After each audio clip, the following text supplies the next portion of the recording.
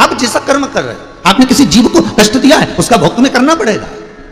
आपने किसी जीव का दिल दुखाया है, आपको भी मन से दुखी होना पड़ेगा।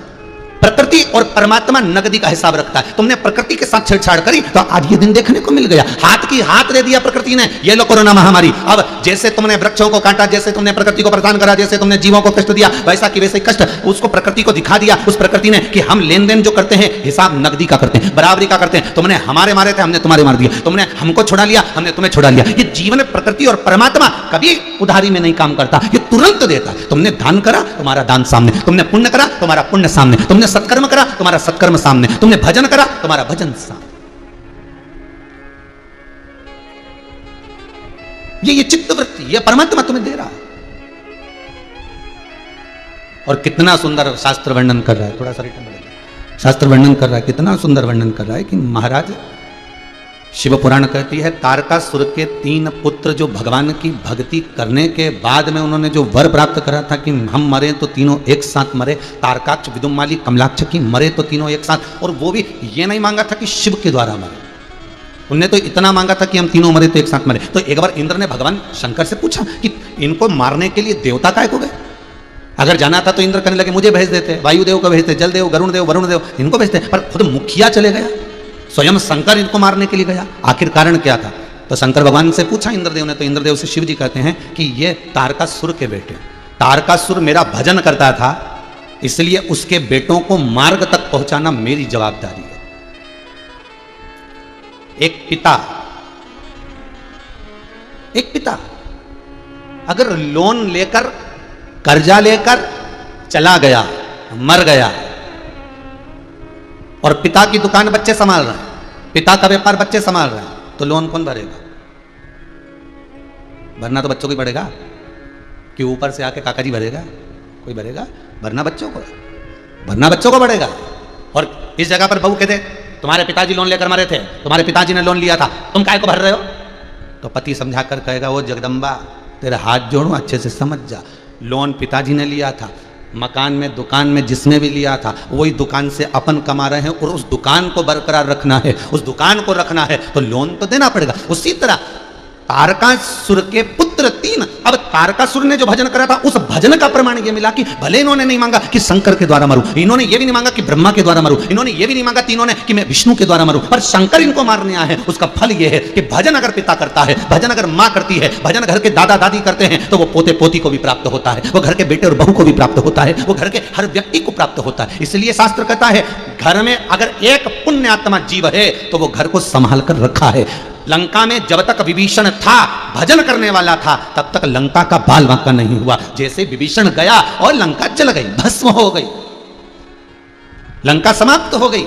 जब तक अक्रूर जी थे कौरवों के साथ, तब तक उस हस्तिनापुर का, उन कौरवों का कुछ नहीं हुआ। अक्रूर काका गए, कौरव नष्ट हो गए। घर में अगर एक धर्मात्मा है, घर में अगर एक पुण्यात्मा है, घर में अगर एक भजन करने वाला है, तो समझ लेना तुम्हारा घर सेफ है, बचा हुआ है। इस घर को कोई नष्ट नहीं कर सकता, इस घर को कोई समाप्त नहीं कर सकता। अगर कोई भजन है करने वाला, कोई स्मरण करने वाला, कोई मंत्र जाप करने वाला, कोई नाम जाप करने वाला अगर है तो फिर सोचना नहीं,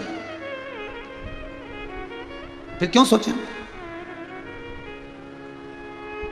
भाई? सोचता वही है जिसकी बुद्धि। एक पत्नी मरते मरते अपने पति से बोली अब मैं जा रही हूं, अपन दोनों बैकुंठ में मिलेंगे। इतना अच्छा पति, इतना बढ़िया धर्मात्मा, पुण्यात्मा, अब अपन दोनों बैकुंठ में मिलेंगे। दूसरे दिन से जैसे ही पत्नी के मरी, पति सारा गलत काम करने लगा, ने जुआ खेले, ने व्यसन करे, ने मदिरा पान करे, ने मांसाहार करे, सारा गलत काम करे। तो गांव के लोगों ने एक दिन उसको बुलाया और समझाया, क्यों रे तो इतना अच्छा था, खूब रामायण गीता पढ़ता था, भजन करता, कीर्तन करता, और बताओ कि पत्नी के जाने के बाद इतना बिगड़ गया, काय के लिए ऐसा काम कर रहा है? तो क्या मेरी पत्नी बोल के गई अब बैकुंठ में मिलेंगे, और मैं बैकुंठ नहीं जाना चाहता। बैकुंठ में गया और वो मिलेगी, फिर वो प्राण खाएगी मेरे वहां पर। नीचे नहीं छोड़ा तो क्या ऊपर छोड़ेगी? इसलिए मुझे जाना ही नहीं। मैं भले गलत काम कर लूंगा पर उससे विपरीत जाऊंगा। वो बैकुंठ गई है तो मैं नरक जाऊंगा, पर उसके पास नहीं जाऊंगा। क्या कुछ नहीं, मैं नहीं जाऊंगा। तो गांव के लोगों ने कहा भाई तू इतना समझदार होकर ऐसा ऐसा कर, तो मेरे को जाना ही नहीं बैकुंठ, मैं नहीं जाऊंगा। अब हम सोच रहे हैं, हमारा विचार, हमारी दृढ़ता, हमारे एक मन का भाव हमारे सामने हो। हम रिझाएं परमात्मा, हम भगवान को मना लें, हम भगवान को अपना बना लें, पर चित्तवृत्ति से, दिल से, हृदय से। थोड़ी सी दवाई रोग को शांत कर देती है, थोड़ा सा भजन मन को शांत कर देता है। सुख मत मांगो भगवान से शांति मांगो। क्यों? शांति होगी तो सुख अपने आप आएगा। मन में शांति नहीं तो फिर सुख करोगे भी क्या? डनलप का गद्दा मिल गया, मन में शांति ही नहीं है, तो वो डनलप का गद्दा किस काम का? किस काम का? एक सोमानी जी, एक यजमान पूना में रहते हैं, हड़पसर में, अच्छे हैं। उनका लोहे का काम बहुत बड़ा काम है। कल उनकी पत्नी का रात्रि को फोन आया कि गुरुदेव आप समझाओ इनको कि कम से कम बीमार हुए जा रहे हैं, बीपी शुगर सब गड़बड़ हुए जा रहे हैं। हमने पूछा हुआ क्या ये तो बताओ। अब इन्होंने क्या करा कि एक फैक्ट्री और डाल ली, लोन ले लिया, और साथ में वो फैक्ट्री चल नहीं रही। ये 2 साल से लॉकडाउन पड़ गया। अब रात की नींद उड़ी पड़ी है गुरुदेव, रात नहीं सोते, इधर उधर घूमते रहे, उल्लू जैसे बैठे रहे सोफा पे, हिले समझ में नहीं आ रहा इनको। और आज कम से कम गुरुदेव उनको ना सोए हुए 4 महीने हो गए। 4 महीने हो गए ना सोए, 4 महीने से नींद नहीं लिए, एक पलक नहीं झपकी है गुरुदेव, कुछ कृपा करिए गुरुदेव। हमने कहा जरा बात कराओ। गुरुदेव बहुत टेंशन है। हमने कहा टेंशन ले लेके निपट जाओगे तो फिर बाद में लोन ऊपर से चुकाओगे। भगवान ने अगर शरीर दिया है और ये संपूर्ण शरीर अगर भगवान ने बनाया है तो उस लेवल से बनाया है, उस प्रबलता से बनाया है। परमात्मा अगर शरीर का निर्माण करता है तो ऐसा करता है कि कितनी भी विपदा आ जाए, कितनी भी समस्या आ जाए, कितना भी दुख आ जाए, कितनी भी तकलीफें आ जाए, कितना भी कष्ट आ जाए, परमात्मा शरीर को इतना प्रबल बनाकर भेजता है। बस उस प्रबलता को प्रकट करना पड़ता है। अपनी एनर्जी को प्रकट करिए। अभी क्यों कर रहे हैं इम्यूनिटी बढ़ाइए? अरे अपने बल को प्रकट करिए। अगर हॉस्पिटल में पड़े हो तो डरने की बात नहीं है।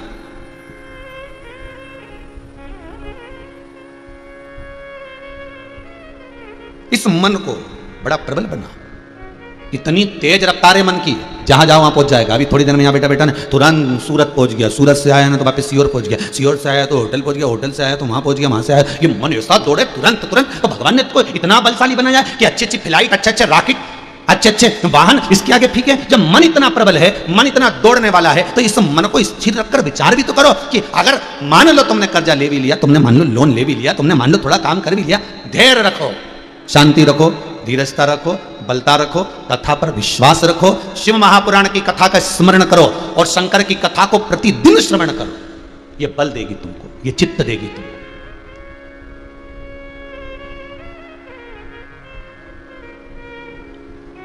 कई लोग कहते हैं महाराज, आप कहते हो कि कर्जा हो गया तो हो जाने दो, पर कथा सुनो तो क्या शिवपुराण आके कर्जा चुकाएगी? ये जो प्रश्न है ना, यही प्रश्न एक बार मलुक के मन में आ गया था।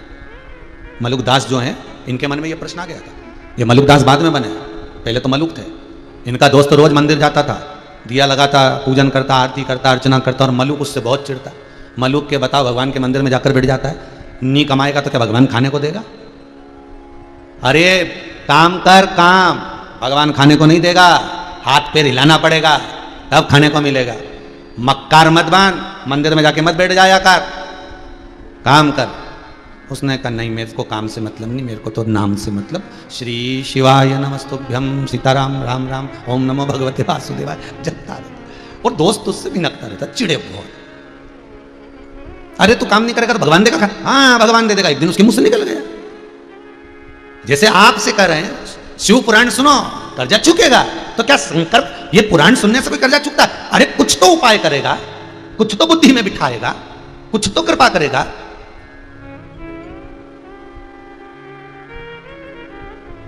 अरे भाई, एक पति ने पत्नी से कहा, क्यों बेटी बड़ी हो गई है, हाँ शादी करना है। पत्नी बोली वो तो कर देंगे। तो पैसा? अरे घर में 1 रुपया नहीं है, खाने के लाले पड़ रहे, तू के बेटी की शादी करना, पैसा कहां से आएगा? पत्नी बोली अब कहीं ना कहीं व्यवस्था तो करना पड़ेगी, बेटी की शादी करना है, कुछ ना कुछ तो नगद कहाँ है, नगदी कुछ होए तो बेटी की शादी कर दे। इतने में पत्नी बोली तुम चिंता मत करो, 5 किलो चांदी रखी है। 5 किलो चांदी? हाँ कहाँ है? और पत्नी ने एक झोला ला कर दिया, उसमें चांदी बंधी थी, 5 किलो चांदी। अब बस ये चांदी अपने पास में है, जब चाहो जब नगद कर लो। चांदी बेची, पैसा आया, और पैसा आया तो बेटी की शादी में लगाया। ये चांदी हमारे पास में है, और अगर चांदी तुम्हारे पास में है तो इसको कभी भी नगद कर सकते हो। उसी तरह अगर शिव महापुराण की कथा तुम्हारे इस मन में है, इस चित्त वृत्ति में है, तो यह कभी भी परमात्मा को प्रकट कर सकती है। चांदी कभी भी नगद हो सकती है, उसी तरह ये शंकर की कथा कभी भी शंकर को प्रकट कर सकती है। ये नगद करने वाली है, तुरंत सामने प्रकट करने वाली। और जिसने शिव महापुराण की कथा को सुना है, जो शंकर की कथा का रसास्वादन करना है, भले मोबाइल पर करो, टीवी पर करो, तुम्हारी मर्जी पड़े जहां बैठकर करो, अगर कथा को श्रवण कर रहे हो तो समझ लेना कि भगवान की एक तिजोरी, एक चांदी की ईंट तुम्हारे पास में है, और जब चाहो तब तुम इसको नगद कर सकते हो, जब चाहो तब शंकर को प्रकट कर सकते हो। दिल से पुकारोगे, शिव तुम्हारे सामने होगा। क्या परमात्मा खाने को देगा? हाँ। और मान ले मैं जंगल में जाकर बैठ गया, वन में बैठ गया, और तेरा भगवान नहीं आया तो क्या गारंटी मेरी तू जा बैठ जंगल में, खाने को देगा? मलुक ने कहा मैं जंगल में जाके बैठ जाऊं, बिल्कुल कुछ हाथ पे नहीं लाऊं, मत हिला, काम भी नहीं करूं, मत कर, देगा वो खाने को। उसने जन्म दिया है, माता के स्तनों में जब दूध दे सकता है, अंदर पड़े हुए बालक का जब पेट भर सकता है, तो मरने पर गीता में उपदेश उसने दिया है कि मरेगा तो भी अग्नि और कफन मैं दूंगा। अभी कौन दूसरा दे रहा है? परिवार वाले तो मुर्दे को हाथ तक नहीं लगा रहे, बापड़ान बेचारा दूसरा ही दे रहा, अग्नि भी देने वाला दे रहा है, कफन देने वाला दे रहा है, लकड़ी देने वाला दे रहा है, कौन दूसरा आ रहा है? बेटे तो ऑनलाइन अंतिम संस्कार कर रहे हैं। अरे दिल्ली की घटना यूट्यूब पर निकालिएगा, फेसबुक पर निकालिए, अखबारों में निकालिए। एक मां हॉस्पिटल से ठीक होकर आ गई, दरवाजे पर मोहल्ले के लोग उसको लेकर गाड़ी में बैठे हैं और हारन बजा रहे हैं कि दरवाजा खोल दो, साहब तुम्हारी माता आई है, ठीक हो चुकी है, अब उसको कोरोना नहीं है, दरवाजा खोल दो। 2 दिन तक बेटे ने दरवाजा नहीं खोला है। बेटी को फोन करा कि तुम्हारी मां ठीक हो गई है, दरवाजा खुलवाइए। बेटी कहती है मैं पहचानती नहीं हूं। कितना विचित्र जमाना, कितना विचित्र।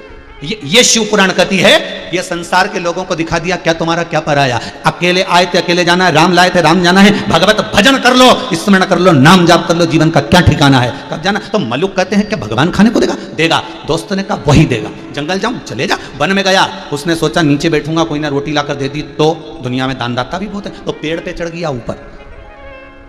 दोस्त ने शिव जी से कहा आज परीक्षा लेने गया है, मेरा मित्र मलुक गया है, कृपा करना पेट भर देना। बाबा ने ऐसी कृपा करी कि एक गाय चराने वाला आया, कपड़े में 4 रोटी लाया, थोड़ा सा अचार लाया, उसने सोचा नीचे रखूंगा कोई खा जाएगा जानवर, तो उन्हें पेड़ पे टांग दी। इसने मन में सोचा गजब भोलानाथ इसका, गजब करा, पेड़ पे रोटी दे दी। पर दोस्त तो कह रहा था कि मत खा, वो तो खिला के भी जाएगा, हाथ भी मत हिला, पाँव भी मत हिला, वो खिला कर जाएगा। तो आज देखो इतने ऊपर पेड़ पे कैसे खिलाने आता। इतने में 8-10 डाकू आ गए, पीपल के पेड़ के नीचे जैसे आराम करने के लिए थोड़ी देर विश्राम के लिए रुके, रुकते से ही लेटे, लेटते से ही एक व्यक्ति का ध्यान रोटी पर चले गया। उसने कहा सरदार माता रानी ने बड़ी कृपा करी है, जगदम्बा ने रोटी देखो अपने को यहाँ दे दी है। सरदार कह रहे भूख लग रही, उतार नीचे। रोटी उतारी, जैसे ही सब खाने वाले थे इतनी देर में दूसरा बोला एक भी रोटी मत खाना, ऊपर पुलिस वाला बैठा है, रोटी में नींद की गोली मिलाई होगी, अपन खाएंगे पकड़ा जाएंगे और ये जाके बंद कर देगा। सरदार क्या करें? सरदार ने कहा एक ही पुलिस वाला, नीचे उतार इसको, नीचे उतार इसको और बांध पेड़ से, और पेड़ से बांध दिया। सरदार क्या करें? सरदार की इसकी रोटी इसी को खिलाओ। अब ये तो क्या भगवान खिलाने आएगा, ये कि नहीं खाऊं। सरदार रोटी नहीं खा रहा, सरदार ने कहा मार मार के खिलाओ, दोनों इधर से दो अच्छा, दोनों इधर से दो अच्छा, बापड़े के नीला पीला कर दिया मार मार के, और खूब मारा ने रोटी खिलाई, मुंडा में ठुसा ठुसा के खिलाई, खूब खिलाई, पूरी रोटी खिला के इसको छोड़ के चले गए। अब ये शाम को जब गाँव में गया तो मित्र मिल गया, मित्र ने कहा मेरा भोलानाथ मिला था। मलुक कहते हैं तेरा भोलानाथ नहीं खाओ तो मारता भी था, नहीं खाओ तो मारता भी है, शिव है वो। मलुक मलुक नहीं रह गए, मलुक दास बन गए, जिन्होंने एक पंक्ति लिख दी, अजगर करे ना चाकरी, पंछी करे ना काज, दास मलुका कह गए सबके दाता राम। अर्थात जिसने जन्म दिया है परवरिश की गारंटी भी उसकी है।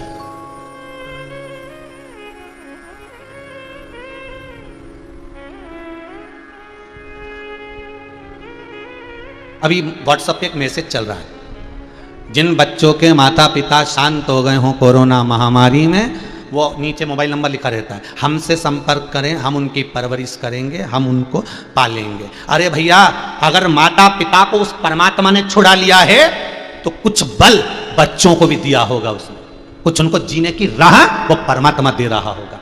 तुम किसी की परवरिश नहीं कर सकते।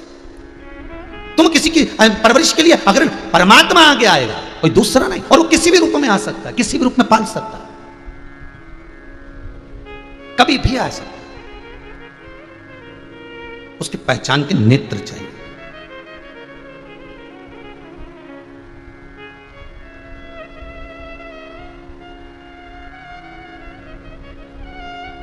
महाराज, छाए काली घटाएं तो क्या, उसके आंचल के नीचे हूं मैं, आगे आगे वो चलता मेरे,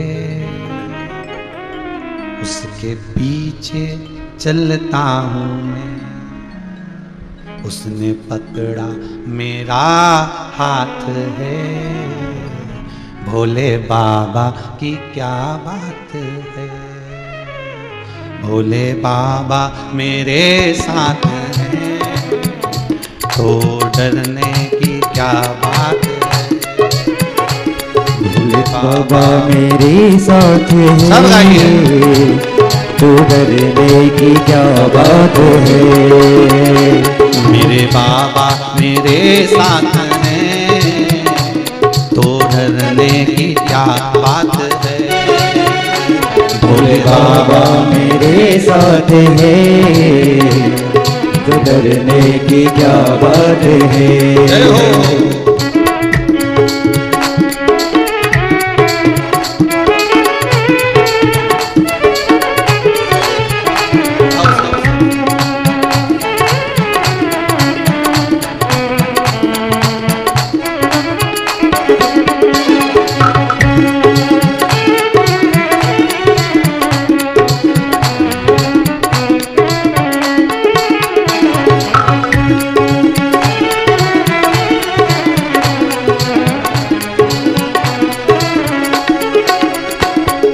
करुणा का वर्णन करूं, मेरी वाणी में वो दम नहीं, तेरी करुणा का वर्णन करूं, मेरे भोले, मेरी वाणी में वो दम नहीं, तेरी करुणा का वर्णन करूं, मेरी वाणी में वो दम नहीं, तेरी करुणा का वर्णन करो, मेरी वाणी में वो दम नहीं, जब से तेरा सहारा मिला,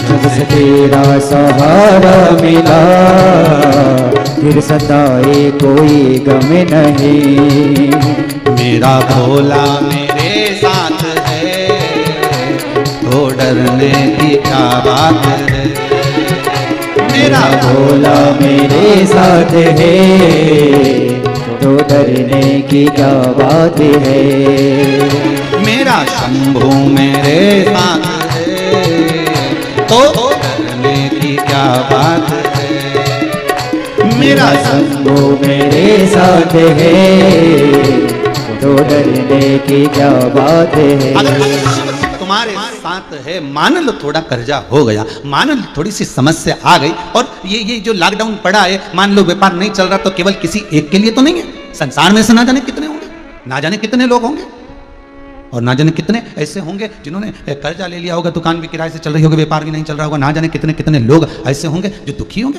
तुम अकेले तो नहीं, पर विश्वास उस शिव पर रखो, शंकर पर अगर भरोसा प्रबल है, विश्वास अगर दृढ़ है, शिव पर अगर भरोसा कर कर रखे हो, तो फिर वो सब छाए काली घटाएं तो क्या, तेरे आंचल के नीचे हूं मैं। अगर उसने कृपा कर रखी है तो फिर दुनिया में कितना भी कोई बुरा चाहे तो नहीं हो सकता। तारकासुर के 3 पुत्र, तारकाक्ष, विदुमाली, कमलाक्ष की, इन तीनों पुत्र के संहार के लिए शिव आए। कभी विचार करिए शंकर के आने का कारण क्या है? क्यों शंकर आए, क्यों शिव पहुंचे? क्योंकि ये तारकासुर के पुत्र हैं। घर की बुजुर्ग माँ, घर की बूढ़ी माँ अगर एक दिया भी लगाती है ना तुलसी में, घर की बुजुर्ग माँ अगर एक दिया भी लगा रही है, एक आराधना भी कर रही है ना, तो बुजुर्ग माता केवल खुद के लिए नहीं कर रही, संपूर्ण परिवार के लिए, जितने परिवार में सदस्य रहते हैं, जितने लोग रहते हैं, उन सब के लिए। वो किसी एक के लिए नहीं कर रही। रिटर्न बोलो बात, जितने सदस्य रह रहे हैं परिवार में, जितने लोग रहेंगे, सब के लिए कर रही है। एक दीप भी अगर प्रकट कर रही है तो उसका फल सबके लिए।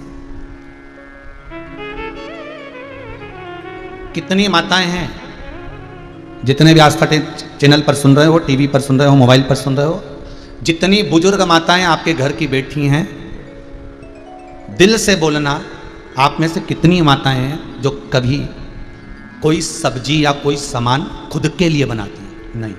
जब भी कुछ बनाएगी ना, अगर खुद के लिए भी, तो ज़्यादा ही बना। एकादशी बूढ़ी माता की, और फरियाद इतना बनाती है कि बहुओं को भी दे देती, तू भी ले ले थोड़ा सा, थोड़ा चिप्स तू ले ले, हो थोड़ा सा, मैंने खीर अच्छी बनाई बेटा तू ले ले। फरियाद भी बना, अकेले की एकादशी पर बनाती इतना है कि सबको बांट देती है। ये जो पशुपति व्रत होता है ना, इस पशुपति व्रत का नियम है कि प्रसाद के जब 3 हिस्से होते हैं तो 2 हिस्से मंदिर में छोड़ना पड़ते हैं और 1 हिस्से लेकर आना पड़ता है। और पशुपति व्रत का नियम कि जो हिस्सा तुम लेकर आए हो वो हिस्सा तुमको ही खाना है।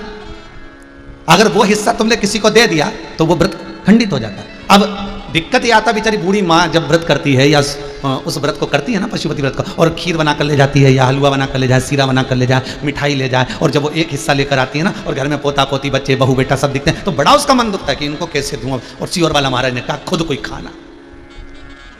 अच्छा, टेंशन बहुत बड़ा हो जाता कि पशुपति व्रत करूं, प्रसाद के 3 हिस्से करूं, उसमें से 2 हिस्सा मंदिर छोड़ूं, 1 हिस्सा लेकर। अब 1 हिस्सा लेके आई तो बड़ी चिंता में पड़ जाती है। अब क्या, अरे माताओं की, बुजुर्ग माताओं की तो क्या कहो, जब ये तीरथ जाती है ना, पति के साथ घूमने के लिए कहीं जाए, और वहां से जब आती है ना, तो अपने पोता पोती को गिन के सामान लगे, बड़े का ये, छोटे का ये, बड़ी बहू के लिए ये, छोटी बहू के लिए ये, उसके लिए ये, उसके लिए ये, भगवान के लिए, मतलब उसकी चित्तवृत्ति में भले बद्रीनाथ का दर्शन कर रही है, पर वो जो साल देख के आई ना लटकता हुआ, वो उसकी दिमाग में है, वही वाला खरीदना बड़ी बहू। जय बद्रीनाथ श्रीमन नारायण, तुरंत वहां से निकली, जय करके चने की दाल का प्रसाद लिया, बद्रीनाथ का दर्शन करा, आते आते उसी की दुकान पर गई। साल कितने का है? 600 रुपए का। दिखाओ जरा, दिख रहे। तो इतने में पति पूछे कि एक ही नहीं, मैंने छोटी बहू के लिए भी देख लिया, वो महाराज सामने वाली क्या, इसके यहाँ से 1 लिया, उसके यहाँ से 1 लिया। तो पति पूछे तू बद्रीनाथ का दर्शन करने जा रही थी कि साल देख रही थी? उसकी चित्तवृत्ति में वो समाया हुआ है कि मैं, उसकी चित्तवृत्ति में ये आ चुका है कि मुझे मेरे परिवार के लिए देखना है। वो एक मां है।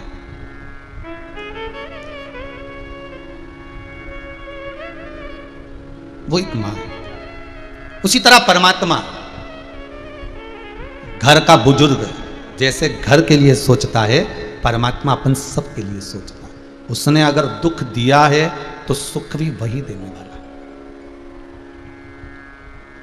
टेंशन ले लेके नींद नहीं आ रही है, सो नहीं रहे हो, जग जा रहे हो, दवाइयाँ लेना पड़ रही है, ऐसे मरने से कोई फायदा नहीं है। इससे तो शिव महापुराण की कथा सुनो, भजन करो, कीर्तन करो। ये चांदी की वो ईंट है शिव पुराण, ये वो ईंट है जो कभी भी नगद हो सकती है।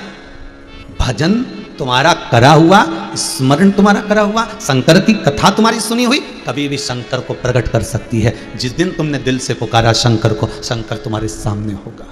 तारकाक्ष, विदुमाली, कमलाक्ष की तीनों मरे, शिव के हाथ से मरे, क्योंकि तारकासुर का थोड़ा सा पुण्य था, शंकर के चरणों का वो अनुमोदन करता था, शिव का स्मरण करता था। श्रीमद् भागवत कथा को देख लो, राम कथा को देख लो। राम कथा के अंतर्गत आता है जब रावण के प्राण छूट रहे थे, रावण के जब प्राण जा रहे थे, 33 कोटि देवता आकाश मंडल में सब की सब रावण के प्राण छूटते हुए समय पर खड़े थे।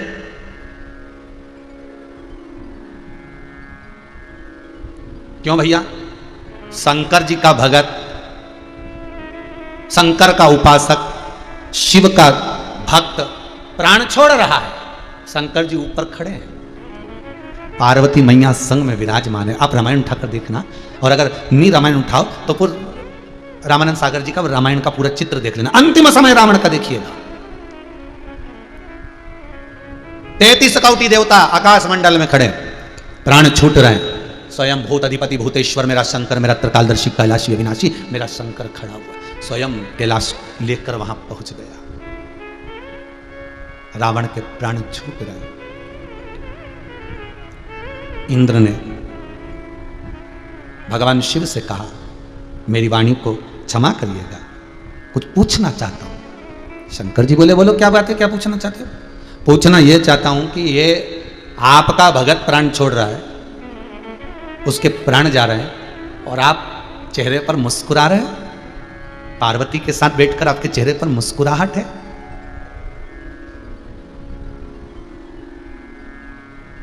क्यों?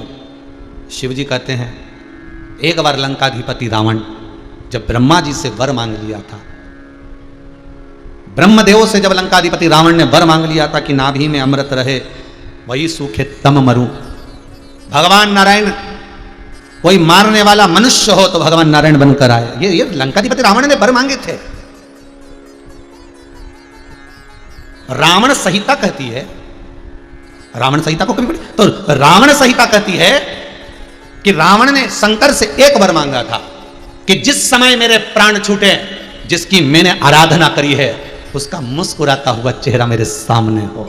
अंतिम बिंदु में भी वही सामने खड़ा।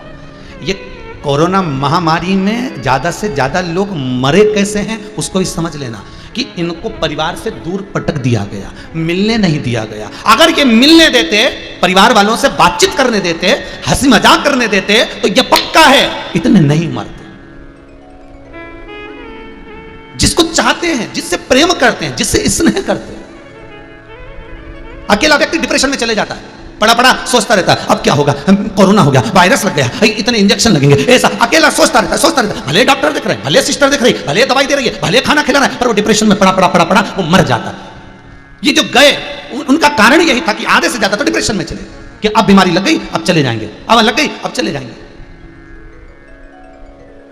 अगर इनके परिवार वाले मिलते, ऐसी बीमारी नहीं होती है भयंकर कि एक दूसरे के स्पर्श से वो बीमारी फैले, अगर नहीं होती और परिवार वालों के बीच में रहता तो ये पक्का था कि मरते नहीं इतने।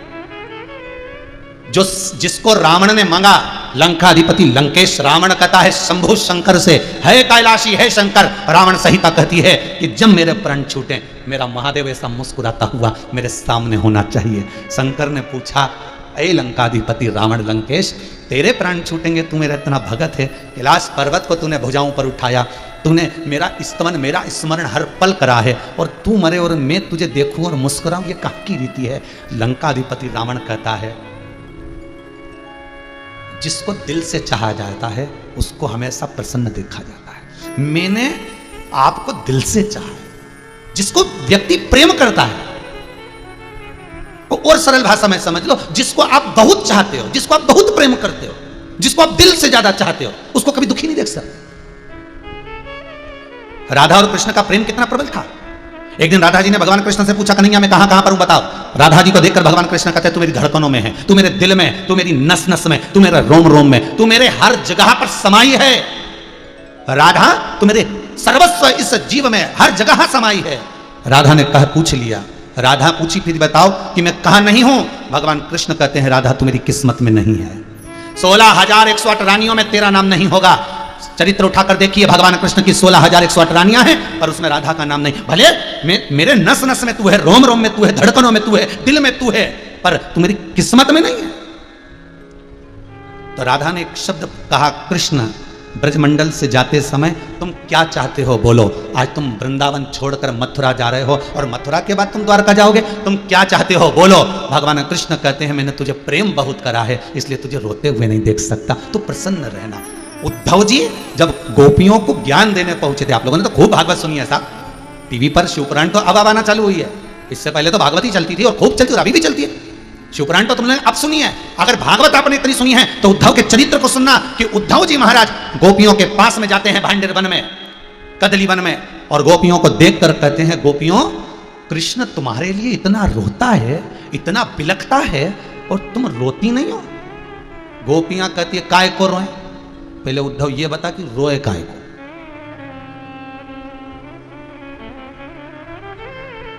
अरे जो असल में है मस्ती में डूबे, उन्हें क्या परवाह जिंदगी की।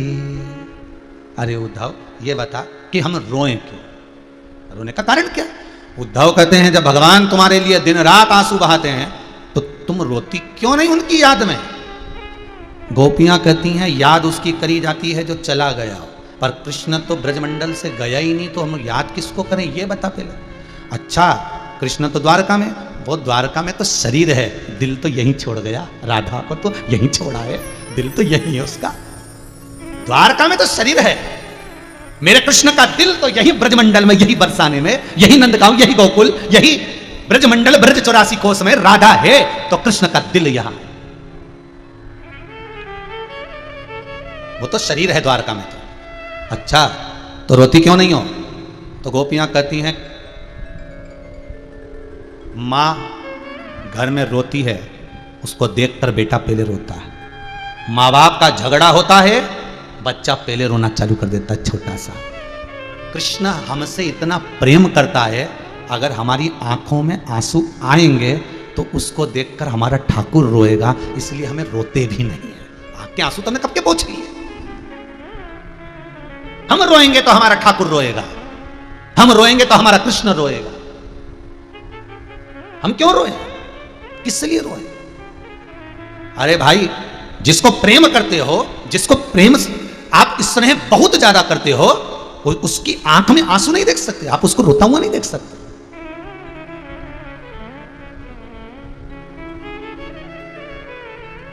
आ बैठ मेरे सामने, सामने बोलते पास में, आ बैठ मेरे पास तुझे देखता रहूं, ना मैं कुछ कहूं ना तू कुछ। अर्थात प्रेम, स्नेह, वात्सल्यता, करुणता में यही होता है। जिससे प्रेम किया जाता है उसकी आंख में आंसू नहीं देखे जाते, जिससे स्नेह किया जाता है उसको रोता हुआ नहीं देखा जा सकता। तो रावण कह रहा है, लंकाधिपति रावण संहिता कह रही है, लंकेश शिव जी से कहते हैं, तो शंकर कहते हैं मेरे भगत के प्राण छूटेंगे, मेरा भक्त जाएगा, उसके प्राण जाएंगे और मैं मुस्कुराऊंगा। शिव से कहता है कि मैंने आपको बहुत प्रेम किया है, स्नेह किया है, मेरा दृढ़ विश्वास आपके चरणों में है। शिव, शंकर, ओघड़दानी, भोलेनाथ, त्रिकालदर्शी, कैलाशी, हे शंभु, इतनी कृपा करना, प्राण छूटते समय आप मत रो देना, नहीं तो मैं फिर तड़पता रहूंगा, फिर मैं आपके चरणों में रह नहीं सकता, इसलिए आप मुस्कुरा देना। जब रावण के प्राण छूटे, मुस्कुरा रहे थे शिव। इंद्र को आश्चर्य हो रहा था, शंकर का भगत जा रहा है और शंकर मुस्कुरा रहे। शिव का भगत जा रहा है और शिव मुस्कुरा रहा।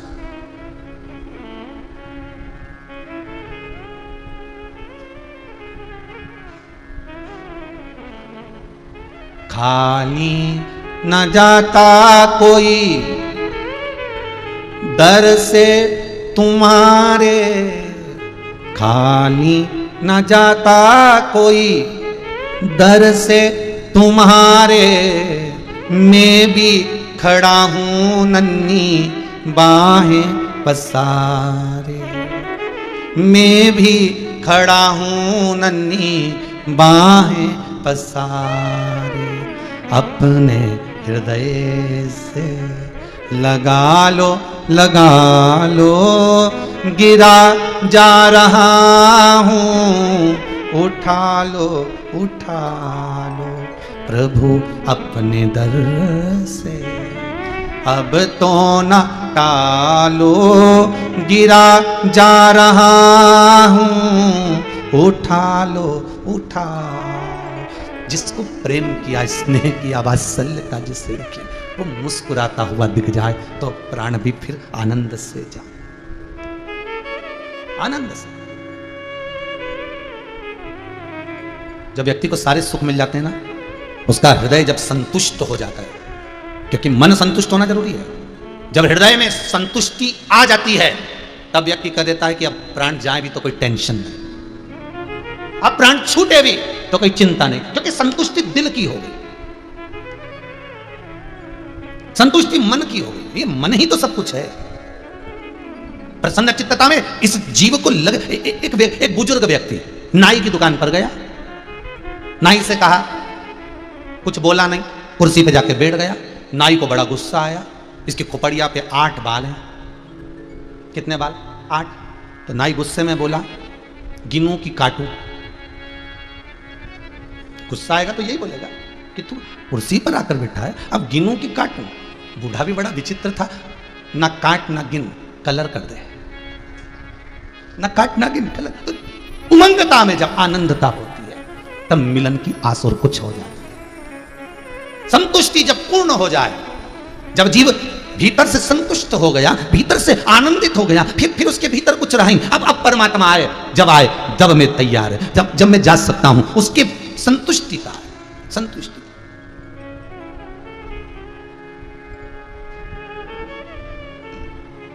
जिसका पासपोर्ट वीजा तैयार रहता है वही विदेश घूमने नहीं जा पाता।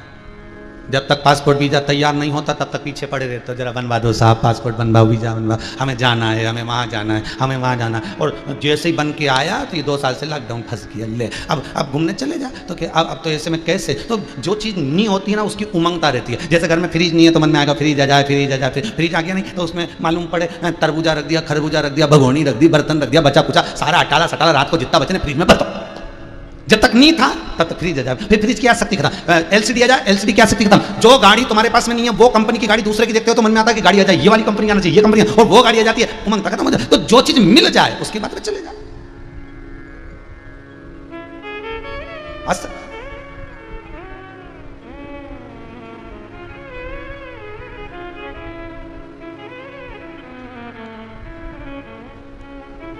बस एक बार परमात्मा के चरणों में ये दिल, मन, चित्त, वृत्ति पहुंच गई, फिर टेंशन नहीं।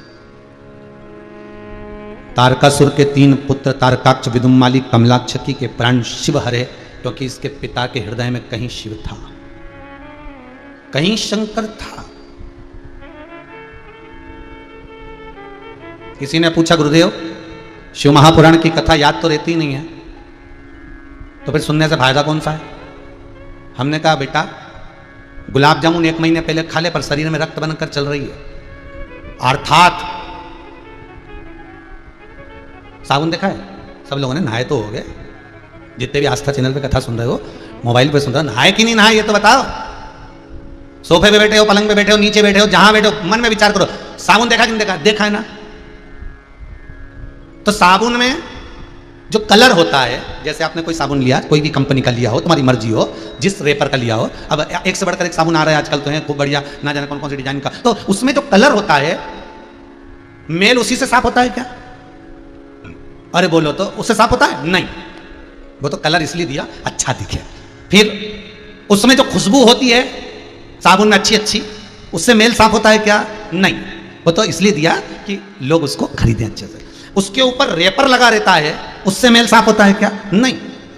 साबुन का कलर मेल साफ नहीं करता, साबुन में जो खुशबू रहती है वो मेल साफ नहीं करती। हाँ, साबुन जब नहाते हो तो फिर मेल कहां से साफ हो जाता है? मतलब साबुन के अंदर कलर और खुशबू से मतलब नहीं है, साबुन के अंदर कोई कास्टेट ऐसा रहता है, कोई सोडा ऐसा रहता है जिससे मेल साफ हो जाता है। उसी तरह लोग कहें कि ये मंच बना है इससे ज्ञान प्राप्त हो जाए, नहीं होगा। लोग कहें ये माइक लगा इससे ज्ञान प्राप्त हो जाए, नहीं होगा। कोई कहे कि यहाँ बिछात अच्छी हुई है, या स्टेज अच्छा बना है, या मंडप अच्छा बना है, तो इससे ज्ञान प्राप्त, नहीं नहीं नहीं, इससे नहीं। शिव महापुराण वो साबुन की बट्टी है जो बट्टी एक बार अगर तन पे लग गई और ये शिव पुराण का ज्ञान अपने भीतर पहुंच गया तो यह पक्का है कि अंदर का मेल, कपट, छल, छिद्र, बेईमानी, प्रपंच सब हट गया, ये सब समाप्त। और गलती नहीं है, ये साबुन की बट्टी बड़ी विचित्र, गलती नहीं है। भागवत बट्टी को देख लो, भागवत को भी साबुन की बट्टी, वो भी बट्टी कोई कम है। 5200 साल पहले सुखदेव जी महाराज ने राजा परीक्षित को श्रीमद् भागवत कथा शुक्र तीर्थ में बड़ के पेड़ के नीचे सुनाई थी, गंगा के घाट पर। 5200 साल पहले से भागवत चलती चलती चलती आज तक चल रही है। साबुन की बट्टी खत्म नहीं हुई, ना जाने कितने खत्म हो गए।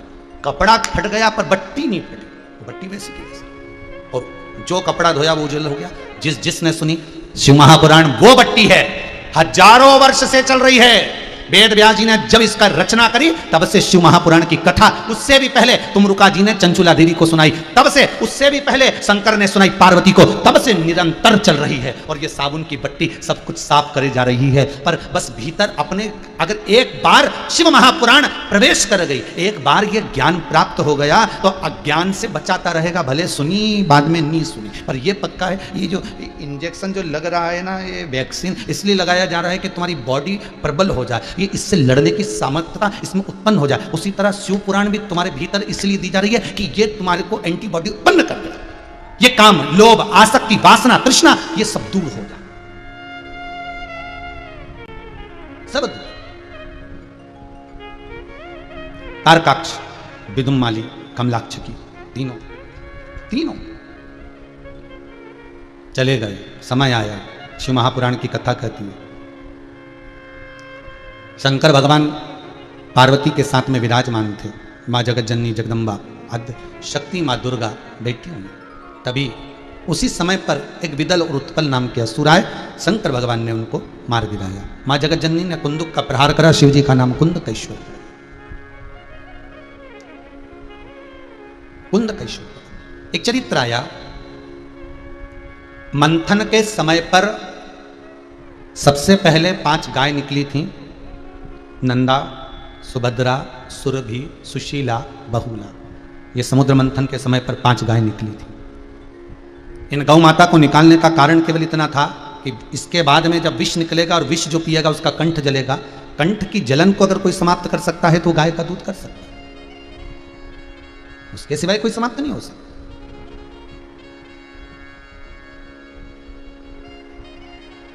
अगर वो विष, आज भी नियम है महाराज, गौ माता के दूध से बने हुए दही के निर्माण से बने हुए घी को कटोरी में ले दो, ये जो बाजार का घी होता है ये नहीं हो, गौ माता के दूध से निर्मित घी को कटोरी में लेकर जो शंकर भगवान के शिवलिंग पर जाकर ओम का स्मरण कर देता है, उसके हृदय को शांति की अनुभूति होती है। कितना भी डिप्रेशन चल रहा हो वो समाप्त होता है। केवल ओम बना देने पर, उस घी को अपने मस्तक पर लगाकर, अपनी शिखा चोटी के भाग पर उसको लगा लेने पर धीरजता आती, शांति आती है, डिप्रेशन की गोली नहीं खाना पड़ती, डिप्रेशन समाप्त हो जाता है, वो मन उसका आनंदित होने लगता है। गाय का घी, गौ माता का घृत, वो सहज नहीं है हमारा। क्यों प्रकट करा कि जब कंठ जलेगा तो उसकी जलन को रोकने के लिए गौ माता का दूध, इसलिए शंकर जी का स्नान, शंकर जी का अभिषेक गाय के दूध से होता है। अब तो सारे देवी देवताओं का अभिषेक होने लगा है, सारे देवताओं का। पहले जो प्रमाण था, जो पहले प्रामाणिकता थी, तो उस प्रामाणिकता के अंतर्गत एक गाय के दूध का अभिषेक या पंचामृत अभिषेक शंकर भगवान का होता था, दूसरा शालिग्राम भगवान का होता था। अब बहुत सभी देवी देवता का होने लगा जगह जगह। आजकल तो शनि महाराज के मंदिर में शनि महाराज का भी होता है पंचामृत स्नान, राहु महाराज का, केतु महाराज का भी कर देते हैं, नवग्रह मंदिर में नवग्रह देवताओं का भी पंचामृत स्नान करते। तो अब तो सबका होने लगा, पर पहले जो नियम था, शंकर भगवान पर पंचामृत का स्नान, 5 चीजें समर्पित की जाती थी। जल धैर्यता के लिए, दूध अंदर आए हुए कपट को समाप्त करने के लिए, दही बीमारी को समाप्त करने के लिए, शहद घर में सुख समृद्धि के लिए, घी घर में आनंद की अनुभूति के लिए, मिष्ठान, शक्कर, गुड़ आदि पदार्थ वंश की वृद्धि के ये दिए जाते थे, भगवान को प्रदान किए जाते थे, उनका अभिषेक किया जाता।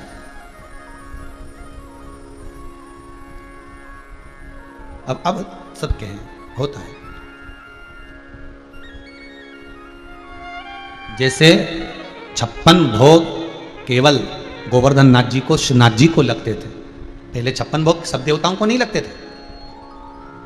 अब तो फैशन हो गया अलग अलग जगह जगह 56 भोग सब जगह लगाने का, पर 56 भोग का जो प्रमाण है वो गोवर्धन नाथ जी का, श्रीनाथ जी का। बाकी के देवी देवताओं का भोग बनाओ, बहुत सारे बनाओ, पर 56 भोग का प्रमाण नहीं, क्योंकि 56 भोग तो केवल गोवर्धन नाथ जी को लगे थे। और कब लगे थे? जब भगवान कृष्ण ने गोवर्धन पर्वत उठा लिया था, और उठाने के बाद जब पर्वत नीचे रखा था तब उनको 56 भोग लगे थे। तो 56 ही क्यों लगे थे? तो उसके लिए भी वर्णन किया गया। 7 दिन तक भगवान कृष्ण ने पर्वत को उठाया था। एक दिन में श्री जी बाबा को, मेरे ठाकुर जी को 8 बार भोग लगता है। 7 दिन तक जब तक पर्वत उठाकर रखा, भगवान ने कुछ नहीं खाया। जब पर्वत नीचे रखा, 7 दिन का भोजन जो एक दिन में 8 बार खाते थे, वो पूरा की पूरा एक साथ खाया। तो 7 8 56, इसलिए 56 भोग लगे। पर आज के जमाने में सभी जगह 56 भोग लगने लगे, सारे देवताओं को। तो यहाँ प्रमाणित तक ये वर्णन नहीं करते। यहाँ 56 भोग का जो प्रमाण कहा गया, 56 भोग की जो स्मरण कराया गया, वो केवल श्रीनाथ जी बाबा को, केवल गोवर्धननाथ बाबा। अब जगह जगह लगने लगे। अब आजकल तो एक जगह पर हमने पढ़ा था भेरू जी को 56 भोग लगेंगे, तो हमने कहा ठीक है। फिर कहीं पढ़ा कि शनि महाराज के भी लगेंगे, तो ठीक है। फिर कहीं कहीं पढ़ा कि उनको भी, तो ये आपकी मन की बात है, आप जिसको जिमाना चाहो जिमाओ, परंतु जो प्रमाण है। फिर दूसरा वर्णन करा कि माता जानकी ने हनुमान जी को जिमाया था, तो बाबा हनुमान जी महाराज को भी जिमा सकते। हनुमान जी का स्वरूप है शंकर, तो शंकर को 56 भोग की जरूरत नहीं पड़ती। शिव जी कहते हैं जब आपने स्वयं राम नाम ले लिया, स्वयं कृष्ण नाम ले लिया, स्वयं भगवत स्मरण कर लिया, स्वयं नाम जाप में आप डूब गए, तो शिव कथा कहती है, भगवान कहते हैं वही मेरा आधार है, वही मेरा हार है, वही मेरा आधार। फिर मुझे कुछ नहीं।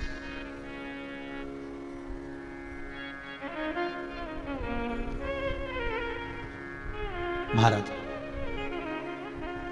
तेरे डमरू की धुन सुन के मैं काशी नगरी आई हूँ। तेरे डमरू की धुन सुन के मैं काशी नगरी आई हूँ। तेरे डमरू की धुन सुन के मैं काशी नगरी आई हूँ। तेरे डमरू की धुन सुन के मैं काशी सभी लोग आई हूँ। मैं काशी नगरी आई हूँ, मैं काशी नगरी आई हूँ। मैं काशी नगरी आई हूँ, मैं काशी नगरी आई हूँ। मैं काशी नगरी आई हूँ, मैं काशी नगरी आई हूँ। मैं काशी नगरी आई हूँ, मैं काशी नगरी आई हूँ। मेरे भोले ओ बम भोले मैं काशी नगरी आई हूँ। मेरे भोले ओ बम भोले मैं काशी नगरी आई हूँ। जय हो।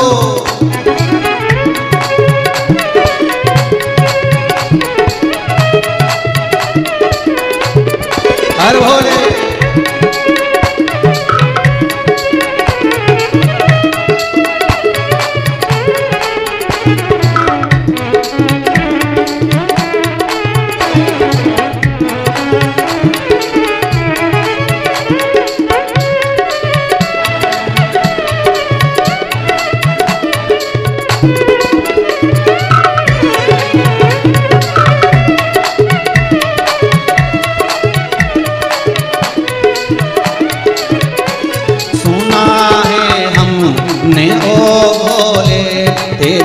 काशी में गंगा है। सुना है हमने ओ भोले तेरी काशी में गंगा है। सुना है हमने ओ भोले तेरी काशी में गंगा है। सुना है हमने ओ भोले तेरी काशी में गंगा है।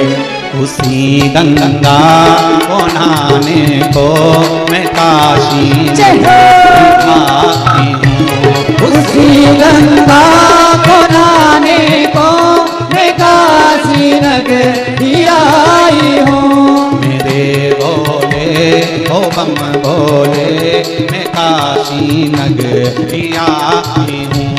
मेरे भोले ओ बम भोले मैं काशी नगरी आई हूँ।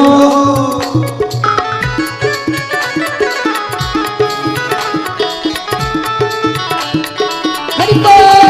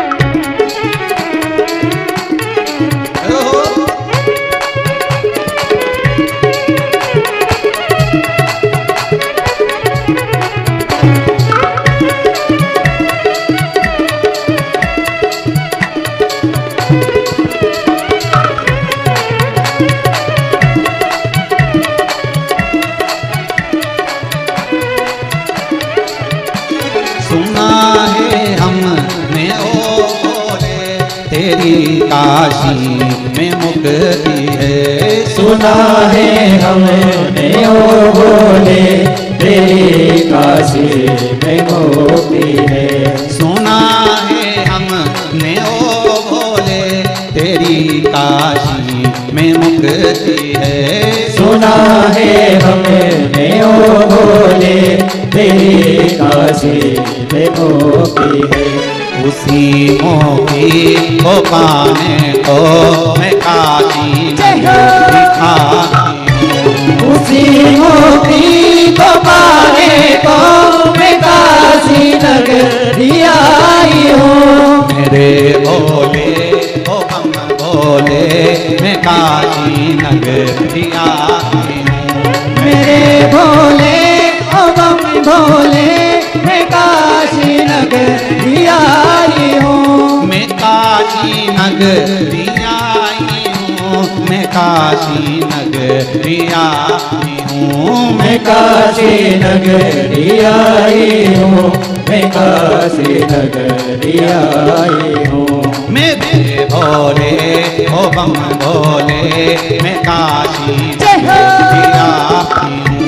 मेरे भोले ओ बम भोले मैं काशी नगरी आई हूँ।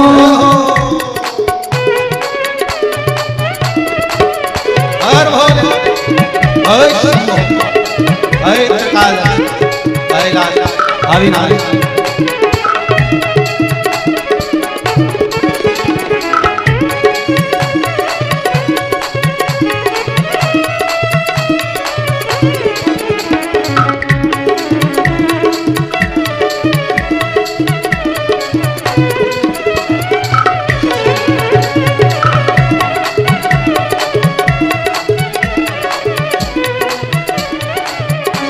सुना है हमने ओ भोले तेरी काशी में गौरा है। सुना है हमने ओ भोले तेरी काशी में गौरा है। सुना है हमने ओ भोले तेरी काशी में गौरा है।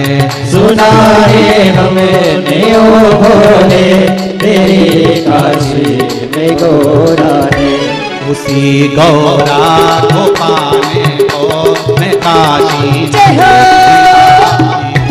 उसी गौरा को पाने को मैं काशी नगरी आई हूँ। मेरे भोले ओ बम भोले मैं काशी नगरी आई हूँ। मेरे भोले ओ बम भोले मैं काशी नगरी आई हूँ। मेरे भोले ओ बम भोले मैं काशी नगरी आई हूँ। मेरे भोले ओ बम भोले मैं काशी नगरी आई हूँ। हर हर महादेव भगवान शिव ओघड़दानी त्रिकालदर्शी कैलाशी अविनाशी शंकर की कथा कर रही है महाराज। उस पर किया गया विश्वास आनंद दे जाता।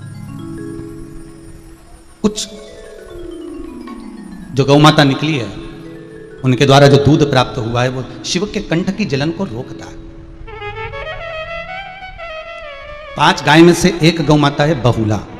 बहुला वो बहुला गाय का पुत्र है मनोरथ। गाय अपने बछड़े को दूध पिला रही थी। हमारे वैष्णव धर्म में एक नाम पड़ता है मनोरथ, मनोरथी। आज कार्यक्रम का मनोरथी कौन है?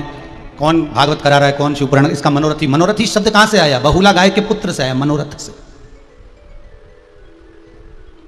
मनोरथ से मनोरथी बना।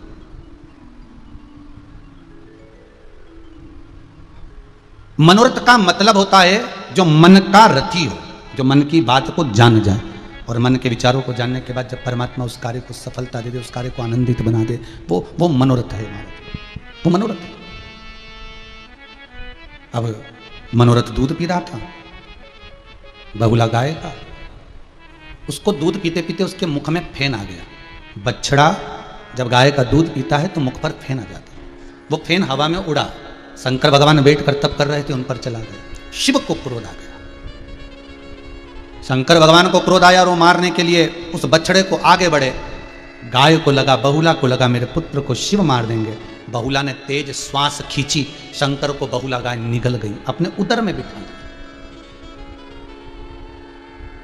क्यों कहते हैं हमारे शास्त्र की गौ माता में 33 कोटि देवता विराजमान है? यही तो हमारे शास्त्र कर है। संपूर्ण ब्रह्मांड जब हाहाकार मचा देता है, संपूर्ण ब्रह्मांड में जब त्राही त्राही मचने लगती है, संपूर्ण ब्रह्मांड में जब चारों तरफ सूखा पड़ने लगे, हाहाकार मचने लगे, तब कोई बचाने वाला नहीं होता, केवल एक गौ माता होती है जिसके अंदर 33 कोटि देवता भी जाकर बैठ जाते हैं। फिर उस गौ माता का कोई दोहन करता है, तब जाकर ये सृष्टि पूर्ण तरह से फिर संचलित हो जाती है।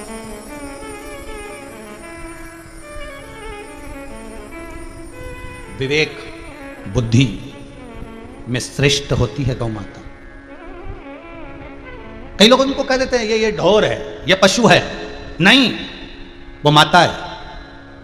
गाय कभी घड़ी नहीं बांधती, पर तुम्हारे दरवाजे पर अगर 3 बजे भोजन मिलता है तो 3 बजे दरवाजे पे आके खड़ी हो जाती है। गाय कभी घड़ी नहीं पहनती, पर 1 बजे आपके दरवाजे पर 1 रोटी मिलती है तो 1 बजे वो खड़ी मिलेगी। नहीं दोगे दरवाजा बजाएगी, थोड़ा सा पांव हिलाएगी, सींग हिलाएगी, वहां खड़ी रहेगी, यहां से कोई आएगा। और गाय उसी के दरवाजे पर जाती है जिसके दरवाजे से आशा लगी होती है, जिसके दरवाजे पर मिलता है। कोई डंडा लेकर 2-3 दिन भगा दे, गाय वहां नहीं जाती। आस जहां लगी हुई है, विश्वास जहां जुड़ा हुआ है, वहीं से प्राप्त होता है। दुनिया के लोगों को आस शंकर से लगाकर रखना चाहिए तो दरवाजा जरूर खुलेगा, ये विश्वास रखिए। इस शरीर को रसोई घर की बाल्टी बनाओ, बाथरूम की बाल्टी नहीं। बाथरूम की बाल्टी और रसोई घर की बाल्टी में अंतर होता है। रसोई घर की बाल्टी में पूजन का पानी भराता है, साफ पानी भराता है, और बाथरूम की बाल्टी में कपड़े के धोवन का पानी भराता है, और उसमें भी दिन रात फचीटा होता रहता है, दे पची।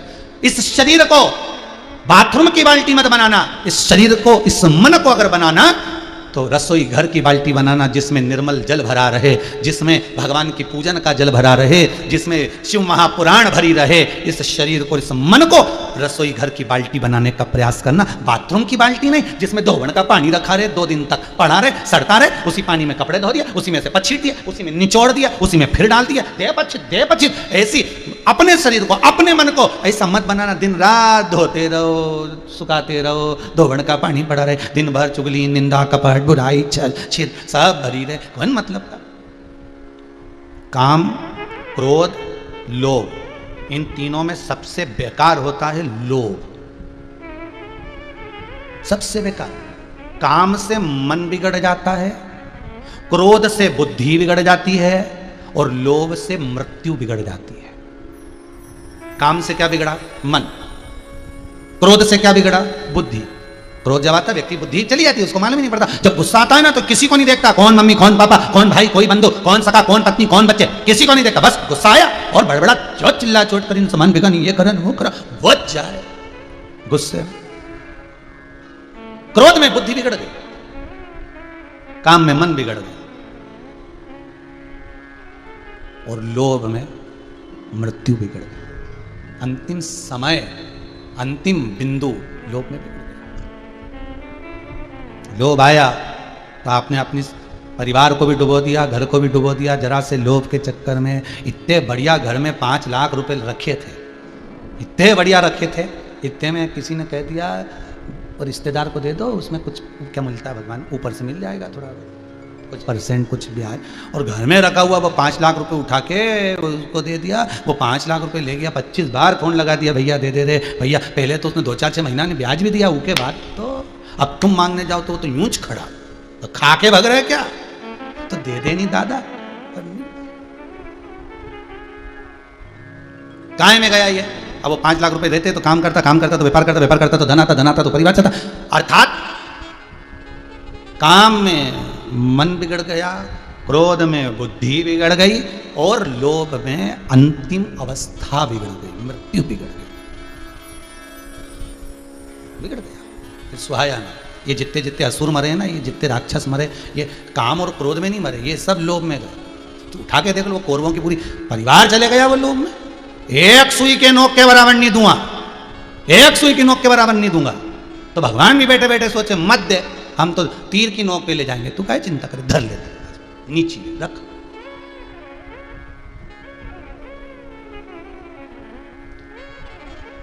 गलती पांडवों की भी थी साहब, ऐसा नहीं कि पांडवों की गलती नहीं थी। अच्छे खासे जुआ खेलने जा रहे तो भगवान कृष्ण उनके साथ साथ जा रहे कि आज दुर्योधन ने जुआ खेलने बुलाया, चले। भगवान, कई लोग जब रामायण महाभारत पढ़ते हैं तो महाभारत पढ़कर कहते हैं बताओ भगवान कृष्ण इनके साथ था और द्रौपदी का चीर खिंचा रहा था, और जब द्रौपदी का चीर खिंचाया तब गए भगवान, पहले क्यों नहीं गए द्वारकानाथ, पहले क्यों नहीं गए कृष्ण?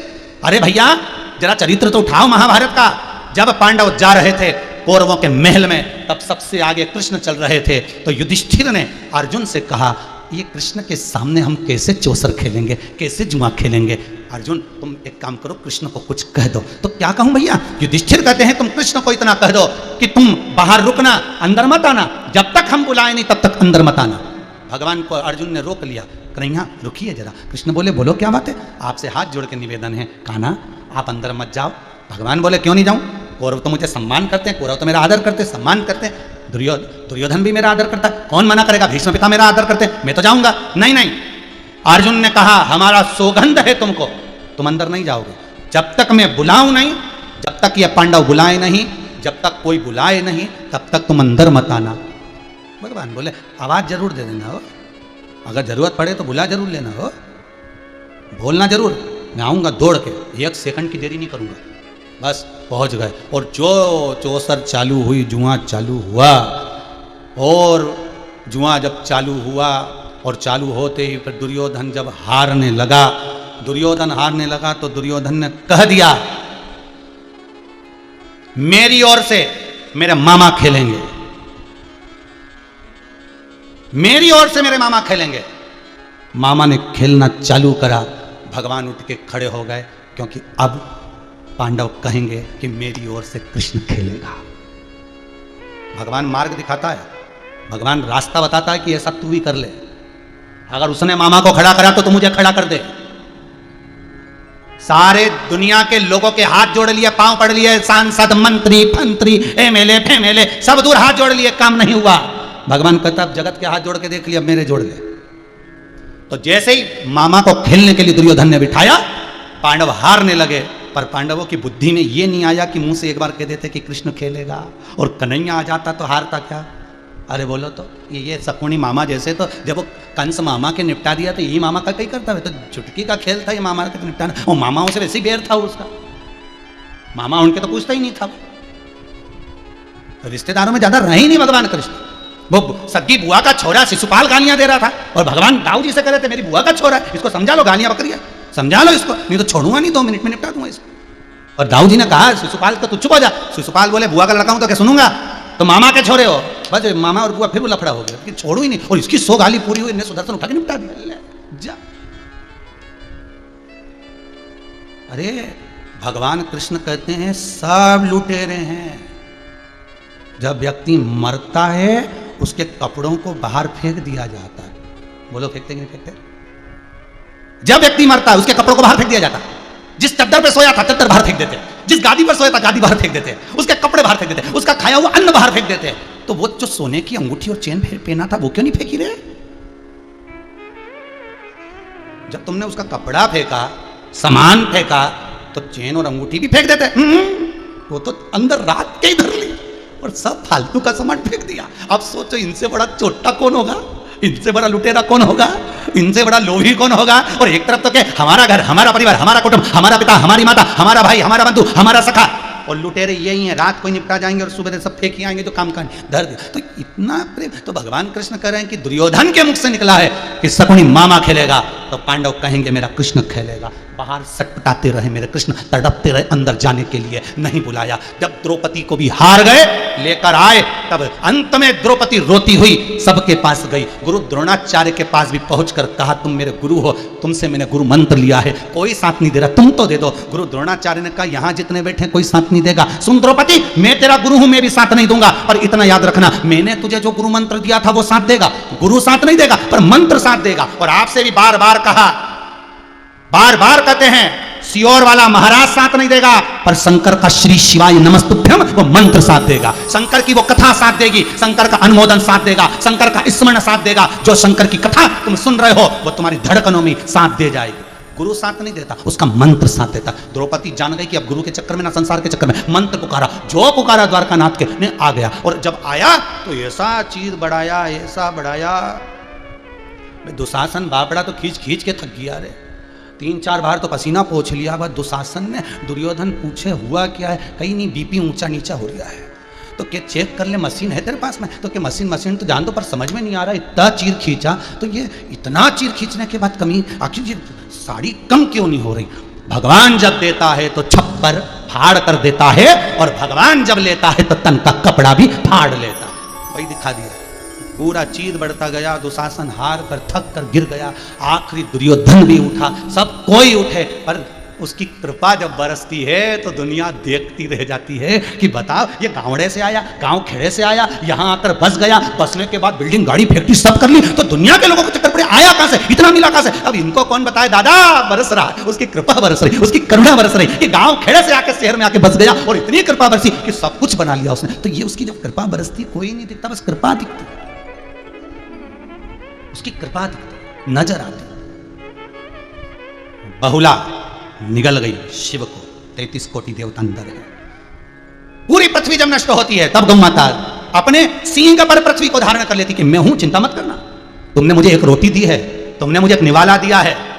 ये आप लोग जो गौ माता के लिए दान देते हो, और जो ये टैंकरों से पानी आके डलता है, गौ माता पीती है, सब ये कोई साधारण आपका दिया हुआ दान, गौ माता के निमित्त से किया हुआ सत्कर्म, आपके दरवाजे से अगर आप एक रोटी भी दे रहे हो वो खाली नहीं जाएगा।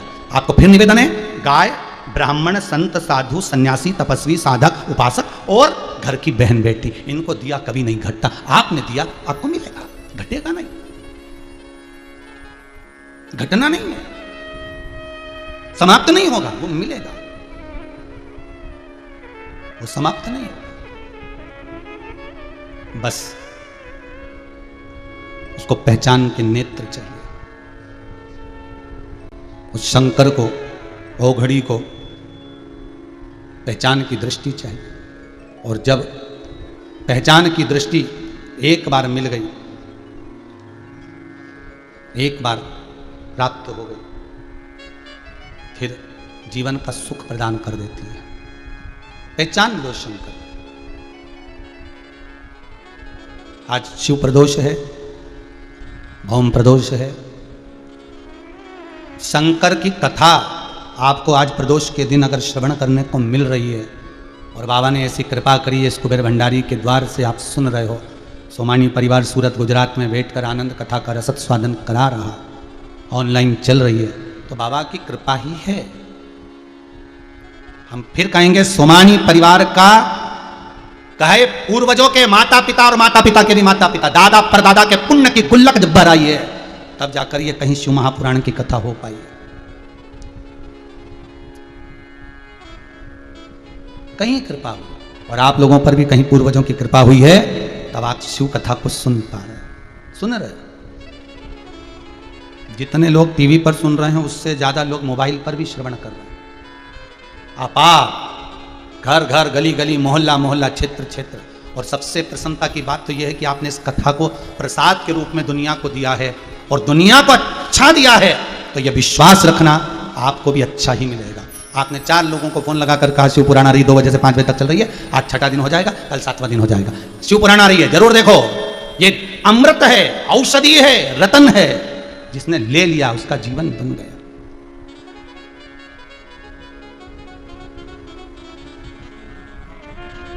रतन।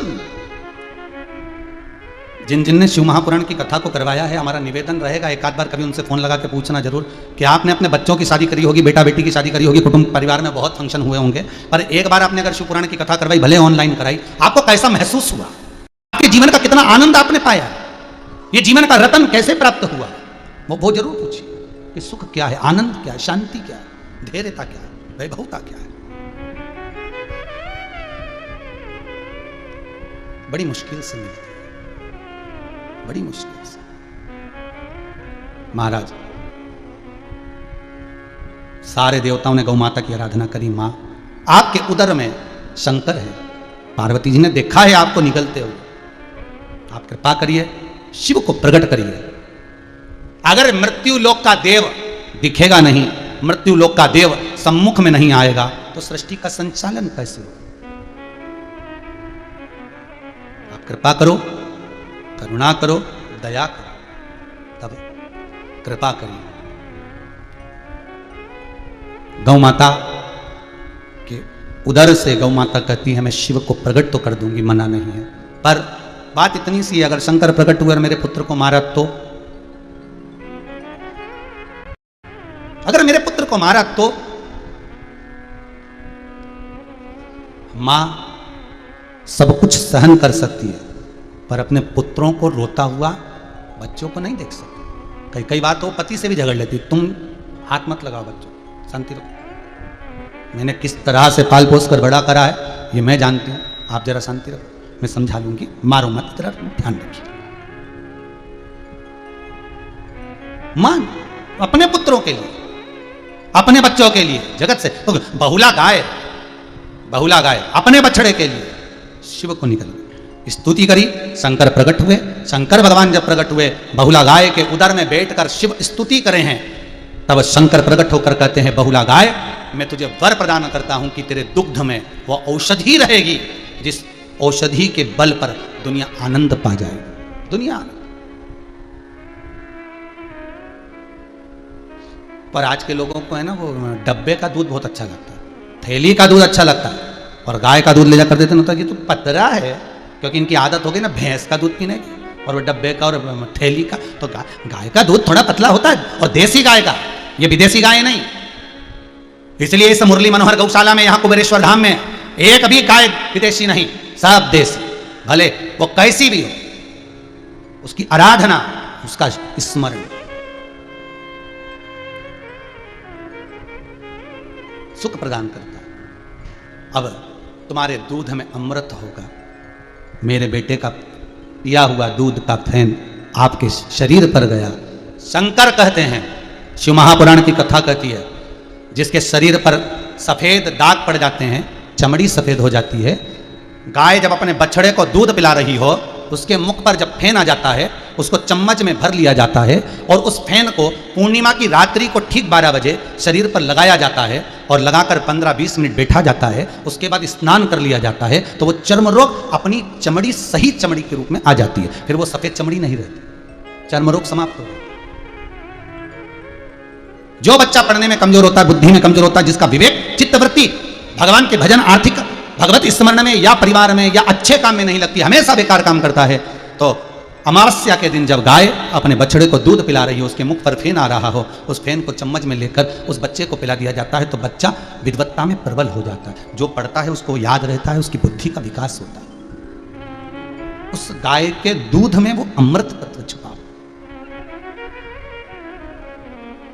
गाय के दूध में अमृत है, स्वर्ण है, आनंद है, उसको पहचानना। शिव गौ माता को देखकर आनंद पाया। शंकर पार्वती से कहते हैं, पार्वती जब मेरा कंठ जला था, जब मेरा कंठ जला, इसमें विष समाहित हुआ, तब गाय का दूध ही एक सार था, जिससे मुझे ये विष की तपन नहीं, विष की तपन नहीं, उस तपन से दूर रहा। इसलिए पार्वती, जो मनुष्य, जो मानव मेरे मंदिर में दर्शन करने आए, अगर वो एक रत्ती भी दूध, थोड़ा सा भी दूध अगर पानी में भी डालकर मुझे समर्पित करता है, शंकर कहते हैं मैं उसकी मन की मुराद पूर्ण कर देता हूं। आज इसलिए हिंदू धर्म के भीतर शास्त्रों में जो नियम बना हुआ है, शास्त्रों के अनुसार जो नियम बनाया गया है, शास्त्रों के अनुसार जो नियम किया गया है, वर्णित किया गया है, उसके हिसाब से देखा जाए तो जो पानी जल हम शंकर को अभिषेक करते हैं, उस जल में थोड़ा सा दूध डाल देते हैं, थोड़ा सा दूध, और जल में हम थोड़ा सा दूध अगर डाल देते हैं शंकर को समर्पित, भले आपके पास में दूध नहीं है, थोड़ा सा दूध भी अगर चढ़ा कर, पर निवेदन एक आपसे बहुत करबद्ध है, शिव को ये थैली का दूध मत चढ़ा, शंकर को ये डब्बे का दूध मत चढ़ा, शंकर को ये फालतू का केमिकल का दूध मत चढ़ा।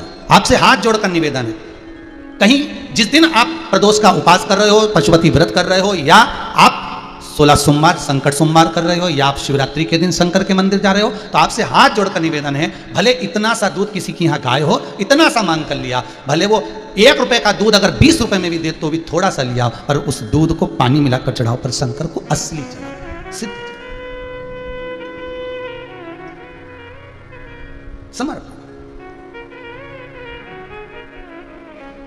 ओघड़दानी को हम जो समर्पित करें वो श्रेष्ठ हो, वो सिद्ध हो।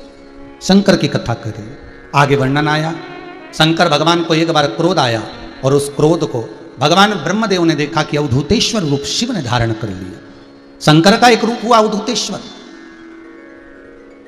और अवधूतेश्वर रूप शंकर भगवान का जो रूप है, मान लो अगर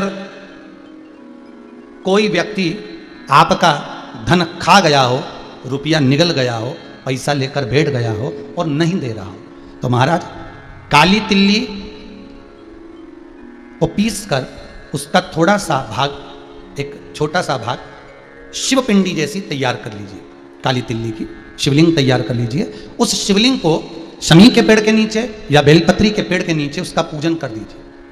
जिस व्यक्ति से धन लेना है उस व्यक्ति का नाम स्मरण कर कर आंख का पुष्प, आंकड़े का पुष्प, सफेद जो पुष्प होता है आंख का, आंकड़े का, उस पुष्प को समर्पित कर दीजिए। उसके सिवाय आपको कुछ नहीं चढ़ाना, केवल आंख का पुष्प, घी का दिया लगाओ, आंख का पुष्प चढ़ाओ, विनती कर कर बाबा से बोलकर, नाम लेकर उस आंख के पुष्प का एक पुष्प कोई कागज में, कोई चीज में बांधकर आप रख लो। बाकी का शिव जी का जब विसर्जन करें, काली तिल्ली का जो शिवलिंग बनाया उसका विसर्जन करें, उसके साथ विसर्जन कर दें। जिस व्यक्ति से धन लेना है, पैसा लेना है, उसके ऑफिस तक, उस व्यक्ति तक वो पुष्प भेज दीजिए, उसके यहाँ पटकवा दीजिए। वो व्यक्ति हाथ जोड़कर भी आपका धन वापस करेगा, वो व्यक्ति रुपया वापस देकर जाएगा। अवधूतेश्वर महादेव, और वो शिव का एक स्वरूप है अवधूतेश्वर, शंकर का एक प्रतिबिंब, एक स्वरूप है अवधूतेश्वर, वो अवधूतेश्वर महादेव। जो व्यक्ति के जीवन में कुछ थोड़ी सी उतल पुतल कर कर वो कार्य को सिद्ध कर देते हैं। एक और बात ध्यान रखिएगा हमारे, जिस एग्जाम में आप बार बार बैठ रहे हो, बार बार परीक्षा दे रहे हो, बार बार इंटरव्यू दे रहे हो और जॉब नहीं लग रहा, परीक्षा में आप उत्तीर्ण नहीं हो रहे, तो भी अवधूतेश्वर महादेव का स्मरण, आटे का दिया बनाकर उसमें 4 बत्ती रखकर, शंकर मंदिर की चौखट में बीच में जलाकर, उस दिए को अवधूतेश्वर महादेव के नाम से लगाकर आप इंटरव्यू देने के लिए जाइए, आप परीक्षा देने के लिए जाइए, उसका फल मिलेगा। अवधूतेश्वर महादेव। आज प्रदोष है, भौम प्रदोष है, शंकर का स्मरण करने का मौका मिला है, इसलिए शिव के नाम का स्मरण कर अपने जीवन को सार्थक बनाने का प्रयास करें। आगे वर्णन आया, भगवान शंकर के अवधूतेश्वर रूप को ले जाकर पानी में डाल दिया, समुद्र में डाल दिया। समुद्र में जैसे अवधूतेश्वर रूप गया, उससे एक बालक ने जन्म लिया जिसका नाम जलंधर हुआ। जलंधर जिसका विवाह वृंदा के साथ में हुआ। वृंदा कौन? जलंधर राक्षस प्रवृत्ति का, इसकी प्रवृत्ति असुरी है, क्योंकि क्रोध से उत्पन्न हुआ, गुस्से से उत्पन्न हुआ।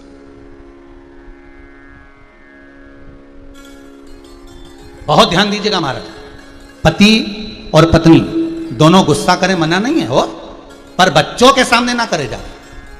आपस में झगड़ा पति पत्नी जब करें तब ध्यान रखना कि घर के कैमरे को ऑफ कर दो। ये बच्चे जो होते हैं ना, ये कैमरा होते हैं। जैसे ये कैमरा लगा है ना, ये सब कैच कर रहा है, क्या कर रहे हो, कैसे बोल रहे हो, क्या कह रहे हो, क्या। तो बच्चे जो होते हैं ना, ये भी एक कैमरा होते हैं। तो जैसा करते हो बच्चे वो कैच करते जाते हैं, बच्चे वो देखते जाते हैं। और जैसा जैसे दादी अगरबत्ती लगा के उठेगी तो बच्चे बैठ जाते हैं, 2 अगरबत्ती लेके, अगरबत्ती नहीं होती तो तीली लेकर बैठ जाते हैं। उन बच्चों की आदत रहती है, कुछ ना कुछ लेकर बैठेंगे। उनको दादी को देखते हैं तो दादी जैसा काम करते हैं, पिताजी को जैसा गुस्सा करते रहते हैं पिताजी जैसा काम करते हैं, माता जी को जैसा करते देखेंगे माता जी से वैसा व्यवहार करेंगे। अब प्रेम दो बच्चों के साथ। झगड़ा करना है जब बच्चे कोचिंग चले जाएं, ट्यूशन चले जाएं, स्कूल चले जाएं, 4-5 घंटा अच्छा मिल जाता है तुम लोगों के लिए झगड़ा करने के। उस समय पे तुम्हारी मर्जी पड़े तो तुम LCD फेंको, फ्रिज फेंको, कूलर, पर बच्चों के सामने मत। तुम्हारा मन पड़े फिर खूब झगड़ो दिल से। ऐसा बीच में हम पहले कबड्डी खेलते थे ना, तो ऐसे बीच में लाइन खींच देते और फिर तो फिर चलो हो जाते, पर बच्चों के सामने नहीं, झगड़ा नहीं। महाराज क्रोध, और क्रोध से उत्पन्न हुआ है अवधूतेश्वर। अवधूतेश्वर रूप